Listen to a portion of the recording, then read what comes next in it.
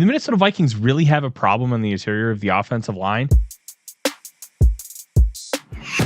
I'm Tyler Forness with A to Z Sports, and the interior of the offensive line for the Minnesota Vikings has been a very, very contentious topic for the better part of 10 years. But what the Vikings do have is a group that is very hot and cold. They're great in the running game, and I think that element gets lost a little bit in translation because when people talk about the offensive line, they talk about pass protection, and the Vikings interior of the offensive line struggles a little bit. Pro Football Focus has the Vikings allowing 53 pressures over the course of the first 5 games. That's 10.6 pressures per game. That's not a terrible number.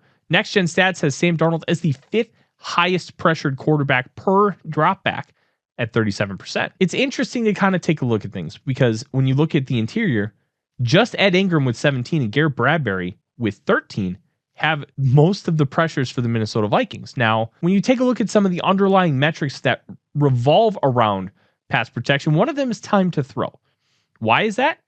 The longer you have to throw the football or the longer you take to throw the football, the harder it is going to be for the offensive line to block because you're asking them to block longer.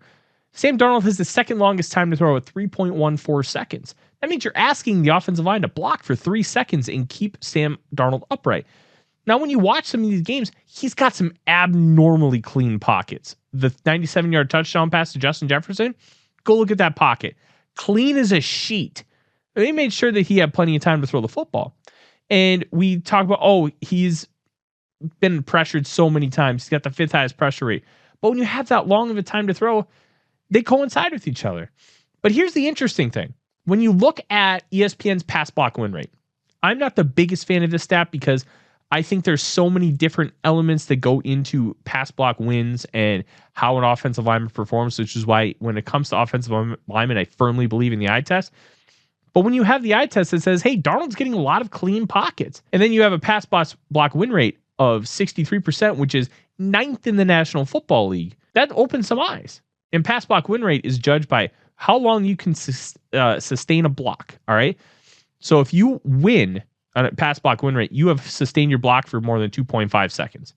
That's a key factor because you should get rid of the ball between 2.5 and 3 seconds in the NFL because you have so many offensive linemen that just can't sustain blocks against these excellent pass rushers. So if you can hold the block for that long, that gives you an opportunity to throw it on the field, which Kevin O'Connell loves to do.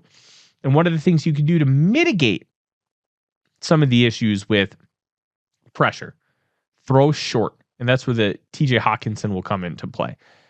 Hawkinson has done a really good job over the course of his tenure with the Minnesota Vikings running wide choice. Just a choice route. You run about 8 yards up the field, and you're either going to stop with a hitch, you're going to break out, break left, or you're going to run a post or a corner. Like you're going to utilize the leverage of the defender to your advantage. So he's going to read how the defender's playing it and then attack based on that. It's a read and react type of play, but when you have a good chemistry between quarterback and tight end, it's a lethal play. It's one of the reasons why the run and shoot offense was successful for teams like the Atlanta Falcons and the Houston Oilers in the early 90s because you had a lot of those type of choice routes. Most routes had about 5 ways you could stem it based on the leverage of the defense.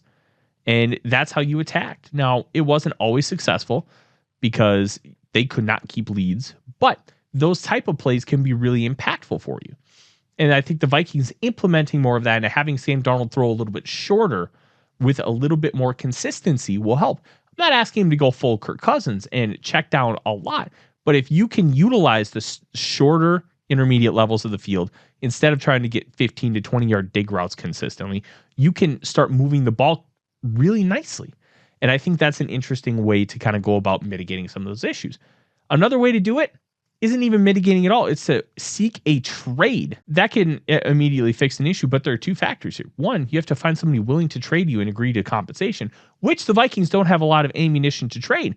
They officially have 1st, 5th round picks this year. 1 first, 2 fifths. That's it. That's not exactly a lot of trade compensation, and most teams don't want to trade too far into the future because GMs don't like doing that because they don't know if they're going to be able to make the picks. Plus, the farther out the capital, the less value it has inherently right now. It's a future asset. It's like getting a savings bond at 18. Sure, it's worth $500, But $500 right now is worth more than $500 in 18 years. It's kind of how draft capital works.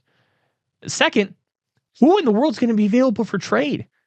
The NFL as a whole has an offensive line shortage. Players like Robert Hunt. Now, Hunt is a good player.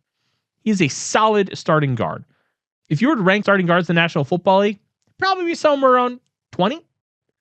Does that deserve $20 million a year? No. But that's the price of doing business right now in the National Football League. It is hard to find quality offensive linemen to start for your football team. And because it's hard, why would anybody want to trade you a quality offensive lineman right now? And if they do, then you have to ask yourself a litany of other questions. How much are you going to pay for that? Or do you have to give up your first round pick? The Vikings have elite tackles in Brian O'Neill and Christian Darrisaw, and they have a solid enough interior where you can mitigate some of the issues. And they are awesome when it comes to running the football. Just spam duo nonstop, and you'll be able to mitigate even more of those issues. But it's not like you can just immediately identify, hey, I see these 4 guys that are going to be available for trade. Let's go attack them. It's not that simple. It's not wide receiver.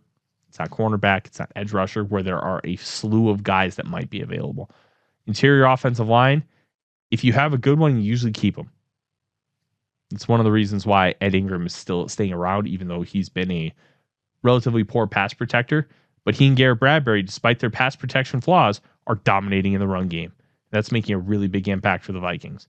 So even though there are issues in the interior, that doesn't mean that they can be fixed immediately. That doesn't mean they can't mitigate them to go on a Super Bowl run. I'm Tyler Forness with A to Z Sports. Skol Vikings.